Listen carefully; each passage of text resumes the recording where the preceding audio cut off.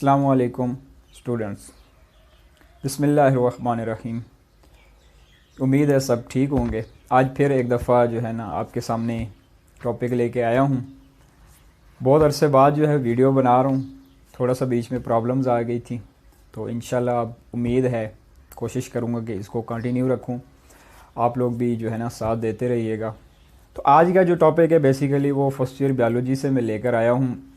जो हम स्टडी कर रहे थे फर्स्ट चैप्टर को, जो टेक्निक्स स्टडी कर रहे थे सेल को स्टडी करने के लिए, एक दो हमने उसमें से स्टडी कर लिया था। आगे उससे जो है ना वो कंटिन्यू करते हैं। टॉपिक आपने देख ही लिया होगा, staining, micro dissection and tissue culture. ये तीनों भी जो है ना स्टडी करते हैं सेल बायोलॉजी के अंदर टेक्निक्स को। माइक्रो ऑर्गेनिजम्स को भी स्टडी करने के लिए भी ये यूज़ होती हैं। तो सबसे पहले देखते हैं कि स्टेनिंग क्या होती है।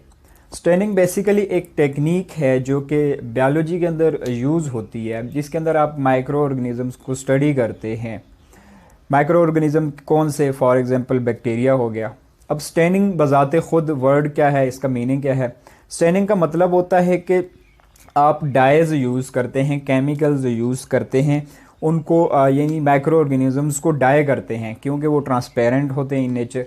मैंने लिखा भी हुआ है। जैसे बायोलॉजिकल ऑर्गेनील्स की मैं बात करूं तो जैसे न्यूक्लियस है, साइटोप्लाज्म है या कोई और ऑर्गेनील है, तो वो ट्रांसपेरेंट होते हैं, मतलब थोड़े धुंधले टाइप के, वो आपको इस तरह से नज़र नहीं आते। तो आप पहले उनको डाई करते हैं, dye as a chemical use करके, तो फिर उसके बाद वो आपको माइक्रोस्कोप के अंदर नज़र आते हैं। तो ये स्टेनिंग एक टेक्निक है जिसके अंदर आप डाई यूज़ करते हैं। वो डाई क्या होता है? वो केमिकल ही होता है। तो बायोलॉजिकल ट्रांसपेरेंट स्ट्रक्चर्स होती हैं, जैसे साइटोप्लाज्म ले लें, आप न्यूक्लियस ले लें, कोई भी ऑर्गेनील ले लें, तो वो आपको ट्रांसपेरेंट नज़र आएगा। फिजिकल उसकी अपीयरेंस जो है ना वो ट्रांसपेरेंट होती है। टू डिफ्रेंशिएट, अच्छा इसका क्या मतलब है? आप डिफरेंट किस्म के ऑर्गेनील्स को स्टडी करना चाह रहे हैं, ठीक है, तो उनको डिफ्रेंशिएट करने के लिए, मतलब आप साइटोप्लाज्म को अलग से देखना चाहते हैं, न्यूक्लियस को अलग से देखना चाहते हैं, बाकी ऑर्गेनील्स माइटोकॉन्ड्रिया हो गया, राइबोसोम्स हो गए, इनको अलग से आप स्टडी करना चाहते हैं, तो इनके लिए आप डिफरेंट किस्म के जो है ना वो डाइज यूज़ करेंगे, डिफरेंट केमिकल्स यूज़ करेंगे। तो जो डिफरेंट केमिकल आप यूज़ करेंगे वही जो है ना अपने जो उनका स्पेशलाइज होगा, जिसको वो स्टेन करेंगे, उसको डाई करेंगे उस स्ट्रक्चर को, तो वो इस तरह से डिफ्रेंशिएट हो जाएंगे। तो डिफरेंट डाइज के ज़रिए आप स्ट्रक्चर्स को डिफरेंशिएट करके स्टडी करते हैं। अभी एग्जांपल आएगी, हम उसमें देखेंगे, क्लियर हो जाएगा आपको। डाइज आर यूज्ड, केमिकल्स होते हैं डाइज बेसिकली। अच्छा, सिंगल स्टेनिंग क्या है? अब स्टेनिंग की भी जो है ना डिफरेंट टाइप्स होती हैं। अब उसमें सिंगल स्टेनिंग क्या है? For nucleus borax carmine. Single staining का मतलब ये है कि आप कोई एक सिंगल स्ट्रक्चर को स्टडी करना चाह रहे हैं, जैसे कि न्यूक्लियस है, साइटोप्लाज्म को स्टडी करना चाह रहे हैं, या कोई और सिंगल स्ट्रक्चर को। अब यहाँ पे जो है ना वो कह रहा है कि न्यूक्लियस के लिए कौन सा डाई यूज़ होता है? Borax carmine as a chemical dye, जो कि न्यूक्लियस को जो है ना स्टेन करता है, उसके ऊपर डाई हो जाता है। तो इस वजह से न्यूक्लियस जो है वो थोड़ा कलरफुल हो जाता है, ट्रांसपेरेंट से थोड़ा कलरफुल हो जाता है, डाई हो जाता है, जिसकी वजह से वो माइक्रोस्कोप के अंदर आपको एक क्लियर स्ट्रक्चर दे देता है। मीन कि आप उसको डिफरेंशिएट कर सकते हैं कि यार जिसको हमने डाई किया था जिस स्ट्रक्चर को, वो हमें नज़र आ रही है, उसको मतलब ईजीली आप स्टडी करना चाहते हैं, डिफरेंशिएट कर लेंगे आप।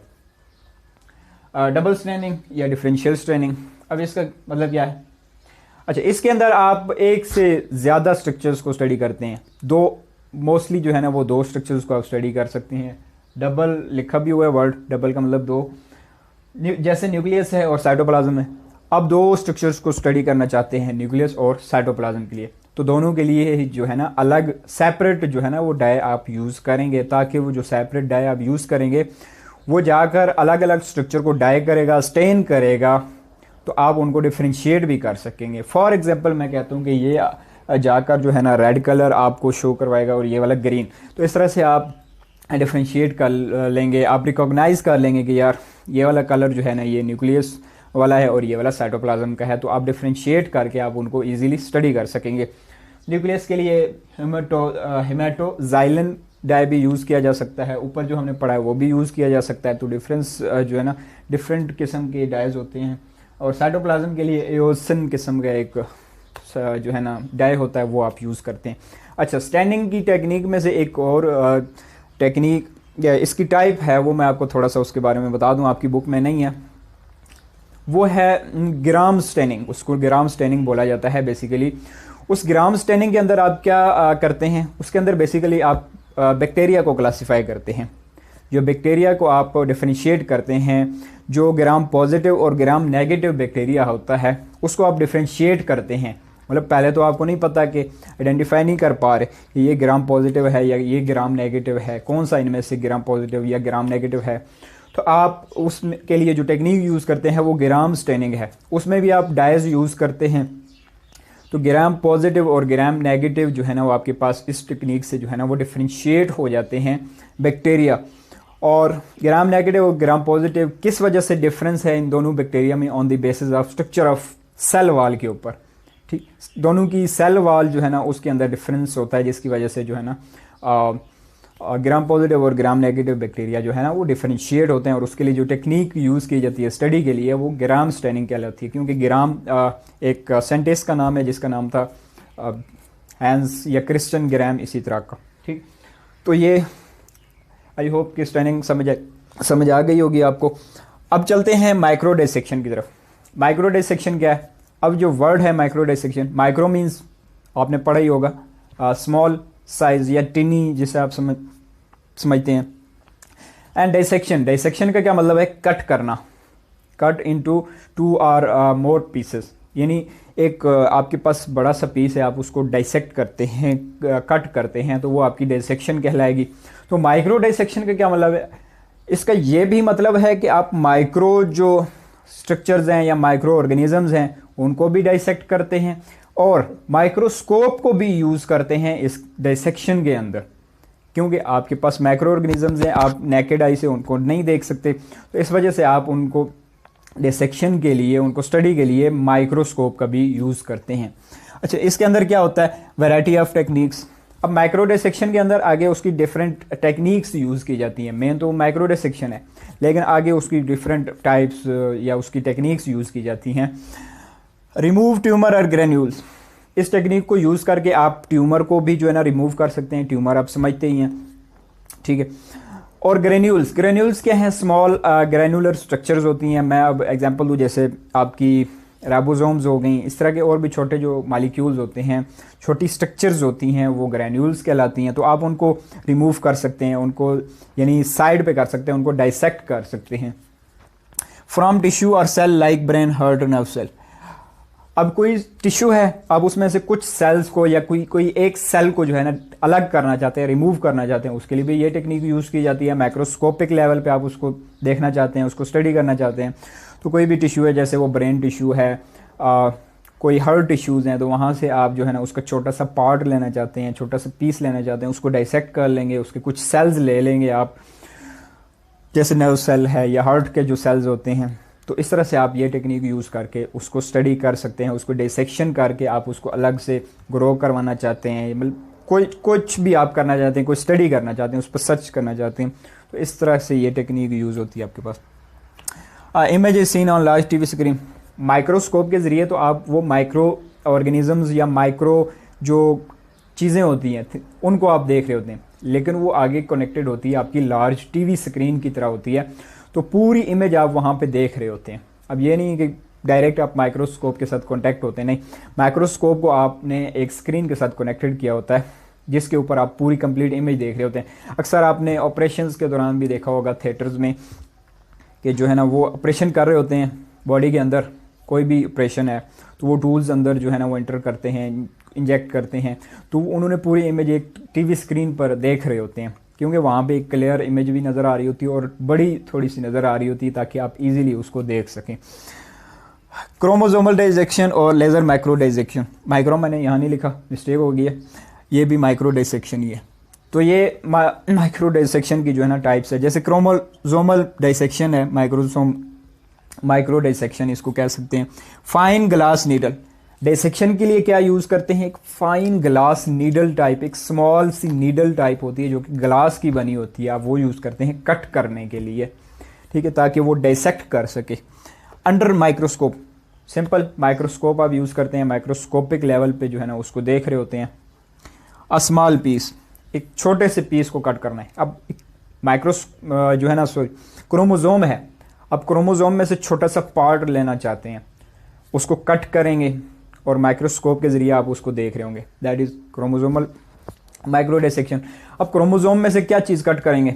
वो छोटा सा पार्ट ऑफ डीएनए भी हो सकता है, वो जीन भी हो सकता है, कोई सा भी जीन, ठीक है। क्रोमोसोमल डिसेक्शन के अंदर क्या चीज़ हो सकती है? वो जीन भी हो सकता है या स्मॉल पार्ट ऑफ डीएनए भी हो सकता है। ये भी आप समझें कि जीन ही बन जाता है। मोस्टली आप जीन्स को ही स्टडी करना चाहते होते हैं, ऐसा ही होता है। तो आप जीन कोई से भी लेना चाहते हैं तो वहाँ से आप उसको डाइसेक्ट करते हैं, माइक्रोस्कोपिक लेवल पे देख भी रहे होते हैं, तो इस तरह से आप ये टेक्निक यूज़ करते हैं। लेज़र माइक्रो डिसेक्शन में क्या होता है? लेज़र आप फिज़िक्स में पढ़ चुके होंगे, केमिस्ट्री में भी आपने शायद स्टडी किया होगा। लेज़र एक लाइट होती है, इसकी इंटेंसिटी बहुत ज़्यादा होती है। अच्छा, थ्रू लेज़र के थ्रू आप कट करते हैं फॉर सेल्स डिसेक्शन। आप डाइसेक्ट करते हैं कोई सेल्स को, ठीक है, कोई टिश्यू है, आप उसमें से कोई 1-2 सेल लेना चाहते हैं, तो आप लेज़र के ज़रिए, लेज़र लाइट जो होती है उसके ज़रिए से आप उसको रिमूव करेंगे और अपने पास उसको ले लेंगे, ठीक हो गया। इस तरह से ये टेक्निक भी यूज़ होती है। और जो लास्ट है वो आपके पास टिश्यू कल्चर है। आपने पहले भी इसको स्टडी किया होगा। टिश्यू कल्चर क्या होता है? टिश्यू क्या होता है? A group of cells. Tissue structure है जो कि एनिमल्स या प्लांट्स में भी, दोनों में प्रेजेंट होता है। कल्चर का क्या मतलब होता है?